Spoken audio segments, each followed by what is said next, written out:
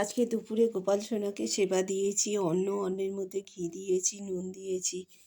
মটরশুঁটিটাকে বেটে বেসন দিয়ে বড়া করে দিয়েছি। ফুলকপির শুধু ফুলকপিটাকেই মাখা মাখা তরকারি করে দিয়েছি। পাতাগুলোকে বেটে দিয়েছি কালো জিরে দিয়ে।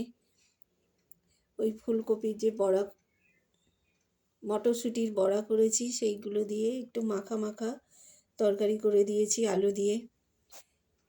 1 পিস রসগোল্লা দিয়েছি, 2 পিস আপেল দিয়েছি, 1 গ্লাস জল। এই দিয়ে গোপাল সোনাকে আজকে দুপুরে সেবা দিয়েছি। জয় গোপাল সোনা জয়।